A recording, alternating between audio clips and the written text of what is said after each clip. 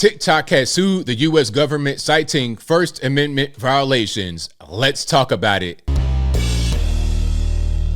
How's everybody doing? My name is Anthony Brian Logan, and today we got to talk about TikTok suing the federales here in the good old US of A, citing First Amendment violations, freedom of speech. This is a constitutional kerfuffle. Now, there's a lot we got to get into. We got to get into some hypocrisy from ByteDance, the parent company of TikTok. We got to get into the government and why they want to do this. We got to get into what this is going to cost, how much money will be lost or gained or whatever.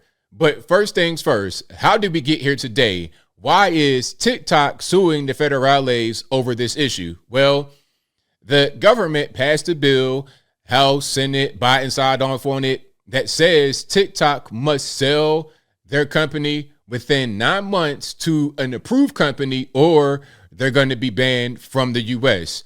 Now, the bill was problematic from what I read. In at least one version of the bill, VPNs to get around the ban would be banned. And if you were caught using it, there could be potential fines and jail time. If that's wrong, if I read wrong, let me know in the comments. But I did read something like that, which is pretty scary. Okay, so now we're talking about criminalizing U.S. citizens for using legal applications because they want to access TikTok. That's nuts.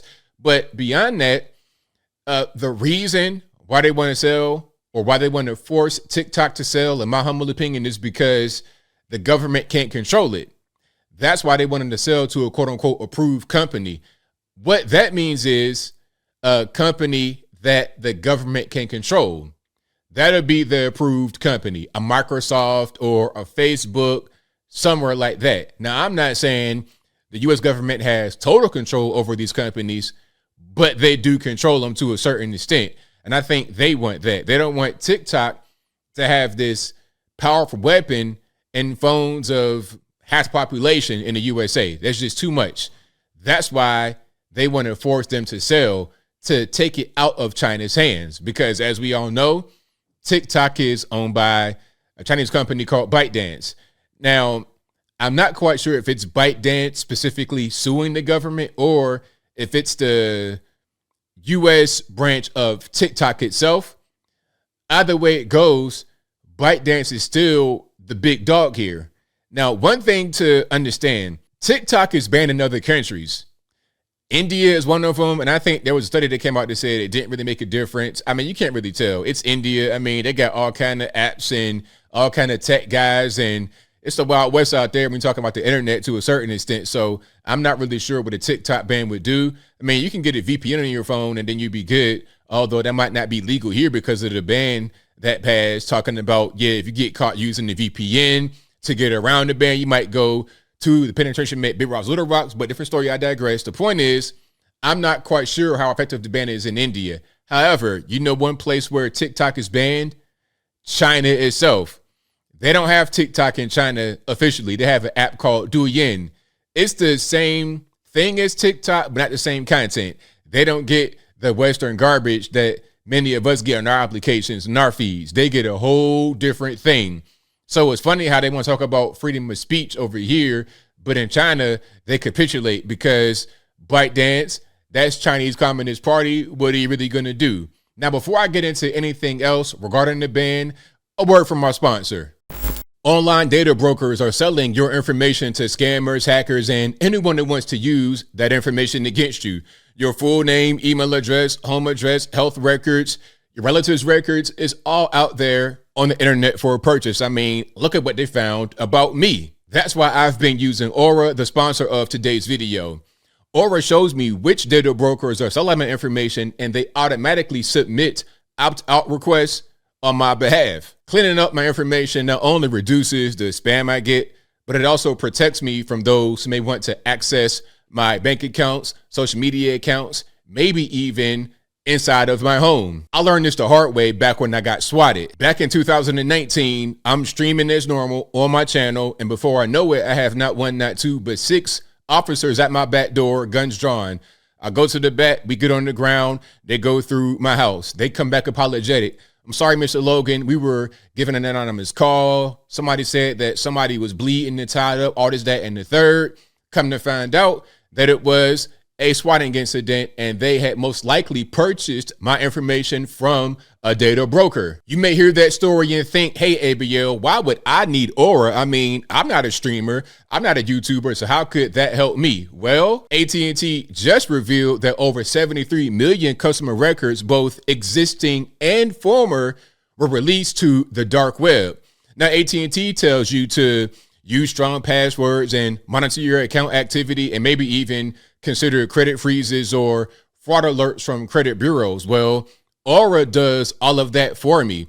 And the best part is I don't need a bunch of different apps to make that happen, all because one company cannot keep my data secure. If your data was in the AT&T breach, just download Aura, activate it, and rest easy knowing that your data is in good hands.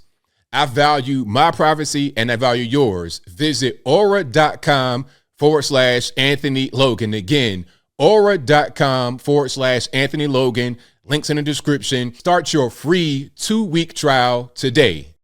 Okay, now here we have a news clip. This is from, I think, Yahoo Finance. You see the head here, TikTok sues the government claiming the ban violate First Amendment. We're going to get into this and see what they say about it. And of course, I will link to everything, the news articles, the videos, and more in the description. But without further ado, let's go ahead and roll it. In the United States government over the potential ban of the app in the U.S. The social media platform claiming that a ban violates First Amendment rights. Here with more details is Yahoo Finance's Alexis Keenan. Alexis, what's going on here? Yeah, so we were expecting this lawsuit, right? Not necessarily today, but we were seeing it coming.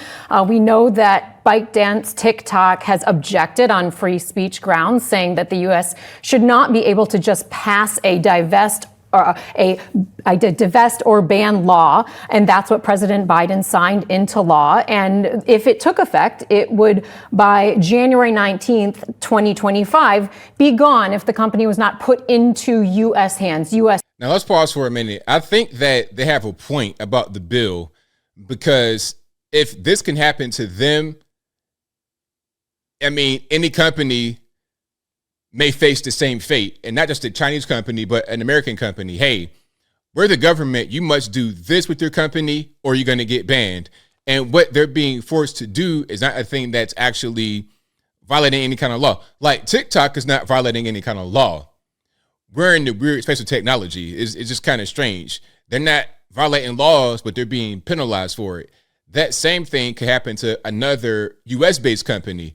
So this is going to be kind of tricky. They may actually set a landmark decision in this case. Let's keep on going. Ownership. Now, the First Amendment speech argument is there. TikTok says it's an editor, it's a publisher, it has its own free speech rights under the U.S. Constitution. Well, that's going to be tested here. We're not sure. They also say that their users' free speech rights under the First Amendment are being compromised here. But look, you can't vicariously assert constitutional rights. That claim is likely going to have to come from the users themselves filing their own lawsuit. That could happen, and that's part of the problem with TikTok that the government sees, because all they got to do is, like, listen, TikTok is listening to these news stories. They say, okay, check it out. We got to do a class action with the users involved. Okay, we're going to get the biggest TikTokers, fly them to L.A. or something, the biggest American TikTokers, fly them to L.A. and have them sign a sheet of paper. And then, boom, class action lawsuit right there. That'll be, and then they can galvanize their millions upon millions of followers to support a lawsuit. So this is the power of TikTok and the problem with TikTok. That's why the government wants it out the way. It's not even about a dangerous algorithm or harmful content. It's not even about that. It's about the power that can be wielded through this application from a foreign government.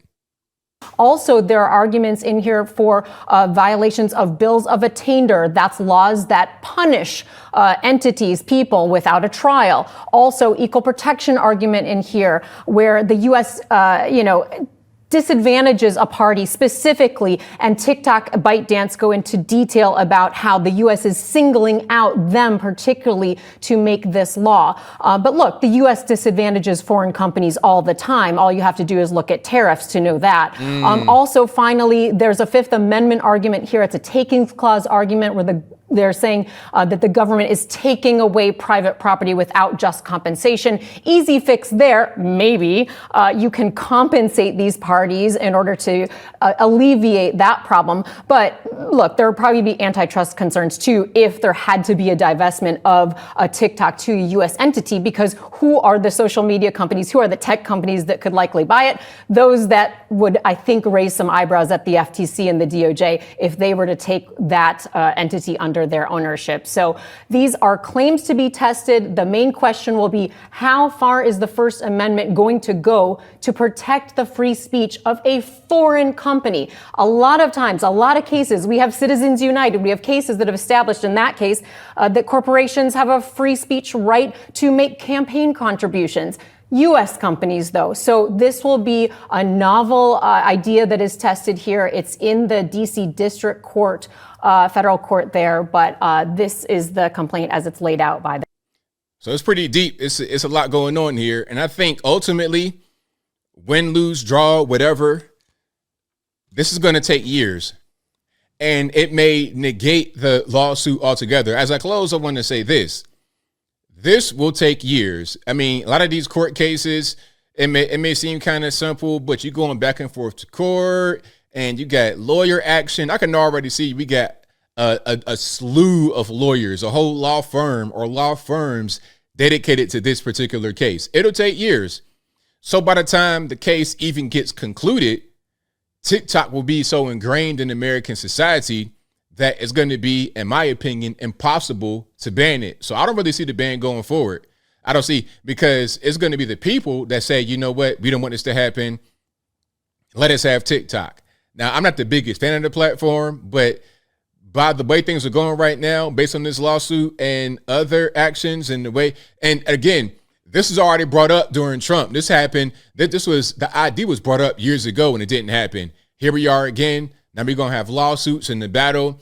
The ban will not happen, in my opinion, in 9 months if they don't sell, because they're going to be tied up in court. It's going to take years and years and years for anything to go forward. And as I said, by that time, it would be way too late to actually try to ban it anyway. And I think I'll leave that right there for now. And what say you? What's your take on what's happening here with the TikTok ban? Do you think it'll go forward? Should it go forward? Whatever your thoughts are, let me know in the comments below.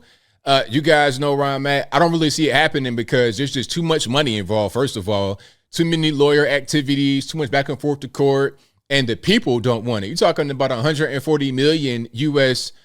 TikTok followers, people that have the application on their phone or on their device, whatever it is. 140 million. It's too many people. All they got to do when you load up TikTok is put up a screen that says, hey, help us fight this battle. You invite the top influencers to LA, tell them to sign off on the class action lawsuit. It's already drawn up. Might even pay them, because TikTokers don't really get paid like that unless they sell things. So pay them some money, have them sign on the lawsuit, and then boom.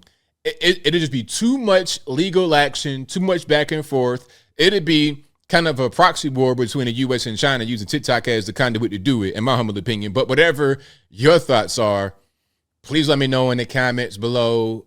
And that's all I got to say for this video. If you like what you heard, please comment, rate, share, and subscribe. Peace.